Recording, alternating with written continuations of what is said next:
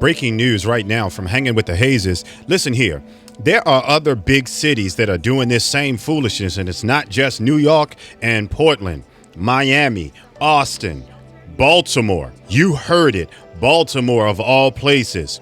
Now they are starting to do this same towing business, but there is a bright side to the end of this tunnel, and we're going to share it with you in just one moment. Yeah, you've heard it. Baltimore, with one of the most unproductive, crookedest mayors in the country. Yes, Miami, Austin, Baltimore, towing RVs with people trying to just make ends meet. Now, I can talk about Baltimore because that's where I hail from as a youth coming up. Now, here's the issue I have with Baltimore.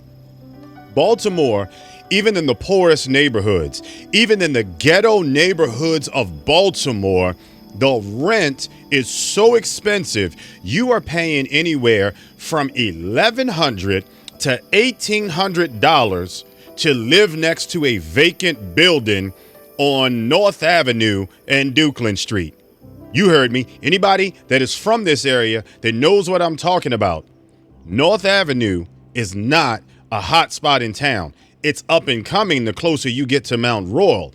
But when you come over east or you dive back over west, you know beyond a shadow of a doubt that $1,800 to live next to a vacant building is outlandish. It is ridiculous. So people would rather live in their van or their RV. But what's happening is they are starting to tow in places like the park and ride in I-70. They're stopping you from parking in Columbia and places like that. They're towing, they're removing, ticketing, and fining. Just found this out on yesterday. Here is the bright side at the end of this tunnel that I want to talk about. And as you see in the videos and the roles that we do have, the bright side is all of these people that you are seeing simply trying to exist and survive on the crumbs that they have been getting from these cities.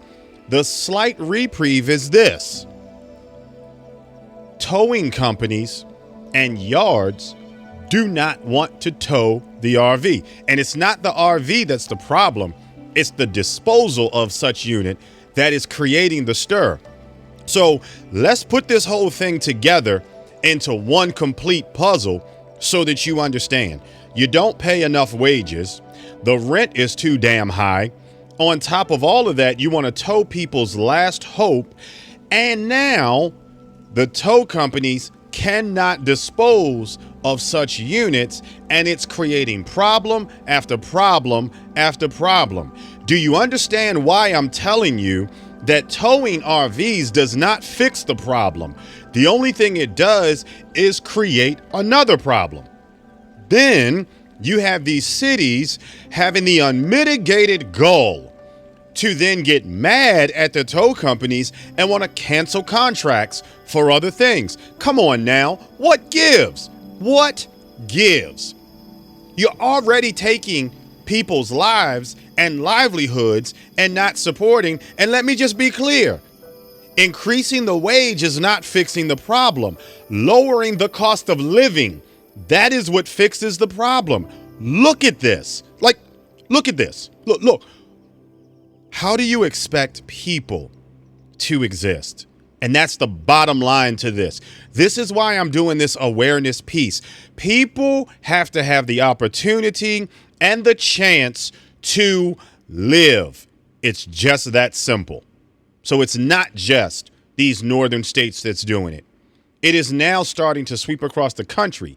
And it is our responsibility as people who have a voice that can produce such videos like this on social media, on various platforms, Facebook, Twitter, YouTube. We have a moral obligation and responsibility to bring this to light so that this stuff can stop. When is enough enough? When is enough enough?